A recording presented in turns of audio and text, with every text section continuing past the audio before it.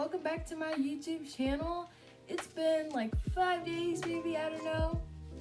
Check out my newest meditation video. I'm really excited to bring this video to you guys today. And the topic of this video is why all Black people should be vegan.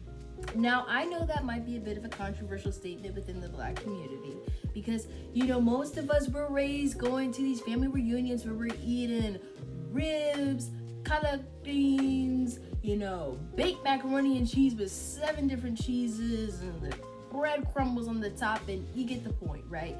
We're immersed in a culture that has associated itself with the food and the music and everything, and, you know, somehow correlated that with our race pretty heavily. So the pressure, sometimes even the expectation, is that we aren't supposed to be kind of outside of that way of thinking, where we don't eat soul food, where we're not all straight, where we're not all Baptist Christian. You know what I mean? Like, but this is a very individual experience, and we are all different people. So as we continue this conversation, I just encourage you to be open-minded and to see that Blackness doesn't necessarily have this very definitive look, appearance, or lifestyle. Blackness is just as ambiguous as it is to be any other race. So with that being said, I would like to lead in with a quote. Now, this quote is from Albert Einstein. So he ain't Black. So I don't want to hear y'all talking about in the comment section, why did she give no quote from a Black woman for whatever? I looked on Audre Lorde. I checked out the people that I think, Jackie Gillen and whomever, who have attributed to the environmental movement, and I did not find a quote that I thought would suffice for this very specific discussion. So the quote that I wanted to read to you guys from Albert Einstein is, "Look deeper into nature, and then you will understand everything better." So when I think about this quote, I like to think that we kind of have a symbiotic relationship with Earth, where basically our job is to work in sync with the animals and the plants given to us that are so freely at our disposal as people. And I feel like with things like big pharma and industrialization and agriculture in America specifically, we see very specific themes of greenhouse gas releases and emissions, basically depleting our ozone layer and contributing to the environmental crisis that we are faced with today in current times. So if there's anything you want to take away from this video, I want you to understand this one very, very serious truth. There is a health crisis in the Black community, and environmentalism, veganism, and the health crisis in the Black community, they are all correlated. Let's start with this. Did you know that the leading cause for African Americans and Hispanics in America is cardiac disease? In addition to cardiac disease, it's cancer, and then is COVID-19. Along with cardiac disease, we also see in Black males in particular continuous theme of high cholesterol and hypertension. And what has science showed us in relation to veganism? There are immense reductions in your cholesterol intake and your risk for hypertension. So when we think about should be, just think about the opportunity in that alone. When you are vegan, you are a lot less susceptible to the leading causes of death that this community has specifically been subjected to.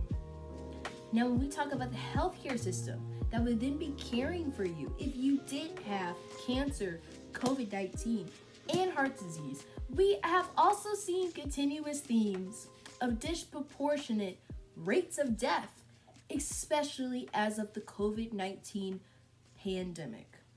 What does that say about what veganism would be able to do when it so clearly would give you the opportunity to avoid being in another hospital's bed, being treated by another nurse, ignored by another doctor. What does that say about the preventative manner in which you would be leading your life? It's not just diet, it's not just lifestyle, it's not just environmental crisis. It's about how are you going to allow yourself to be subjected to these things that are naturally working against us in this community. The oppression, let alone the treatment on a healthcare basis, as integral as that is to our success in this life, to our health in this life, we are still not being treated the same way. And just to know that eating plant-based, Mediterranean, or even switching it up to turkey meat or whatever every so often would just stop your risk at even getting some of these horrible physical ailments, high cholesterol levels, hypertension, more medical bills, more whatever, and it's more of us African Americans who do not have the health insurance. So then you can't be treated for these physical ailments in which you have enabled yourself to have because you haven't been taking care of yourself. Now, obviously, that's not everybody's situation. Some people, diabetes runs in their families, as well as cardiac disease, and so on and so forth. And obviously, this would not be referring to you if you have just genuinely struggled with your weight and done the diets and the exercise and taken the doctor's notes, and veganism just hasn't been a solution for you.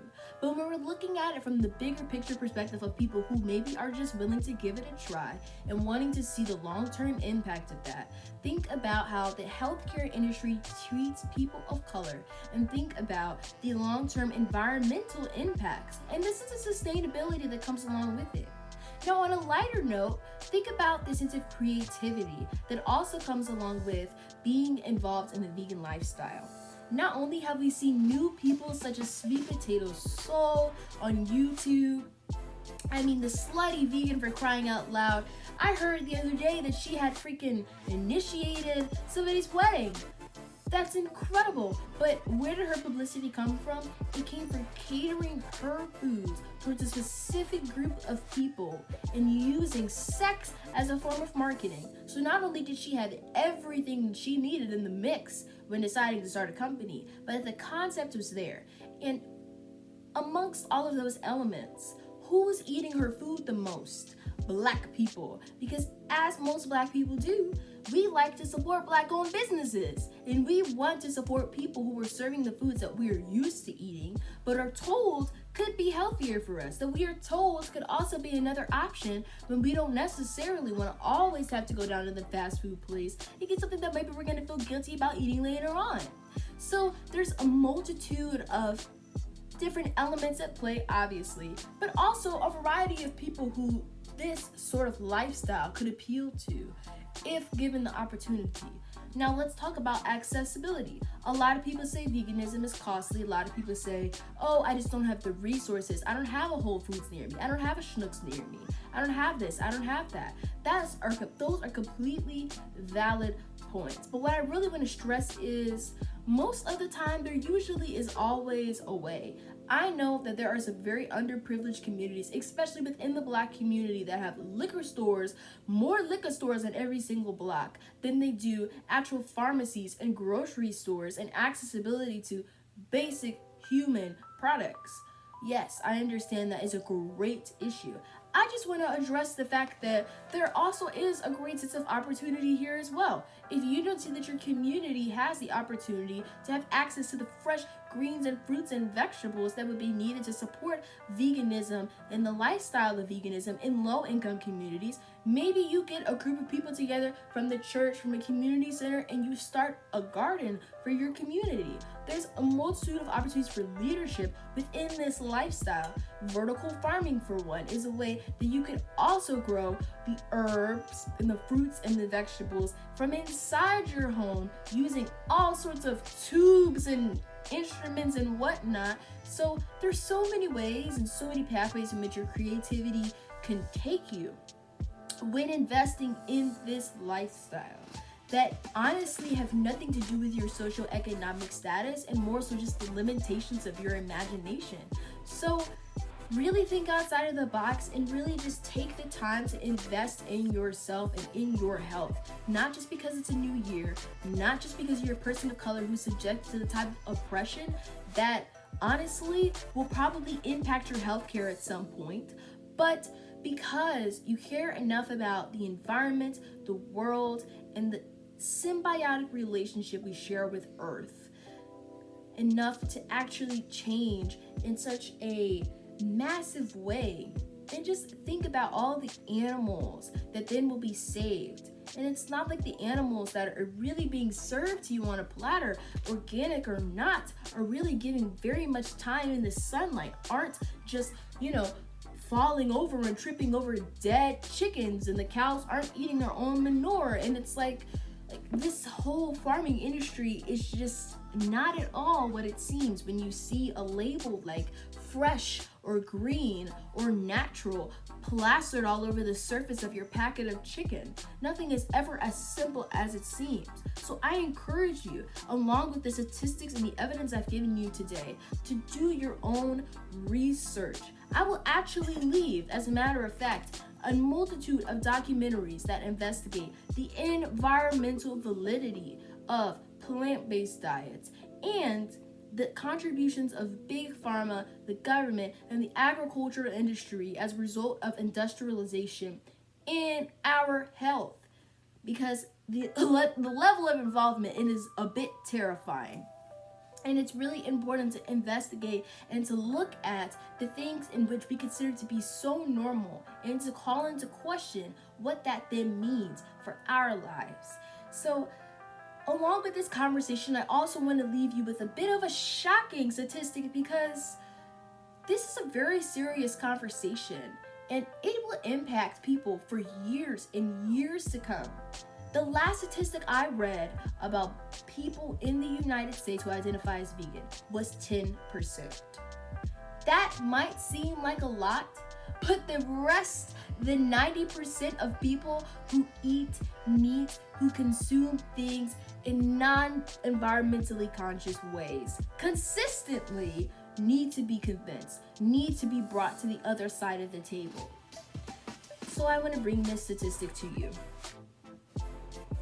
Black and Hispanic adults aged 18 and over in fair or poor health as of 2021 has amounted to the percent of 18.3%. And on top of that, children considered to be fair or poor health is 3% as of 2021 for the same demographics. We only make up like 12% of the American population. That's 3%, that's 18.3% of Hispanic and Blacks. We don't make up that large amount. When I say 12%, I'm referring to just Black people. Hispanics, in my belief, have made up more of the actual American society than Blacks have. So to think that 18.3%, that's between the two of us. That's a really large percent in the grand scheme of things for a minority group. That's a big, big deal. So please take this seriously when I say, do not take anything else from this discussion beyond clear urgency, researched evidence, and concern for you, your family, or just you as a person. From screen to screen, I wish you the best of luck on this journey that is your and mine life. So never think that I'm saying, oh, if you don't do this, something's wrong with you, something's bad. But I just want to plant the seed that anyone can make the choice. Do not set limitations on your imagination.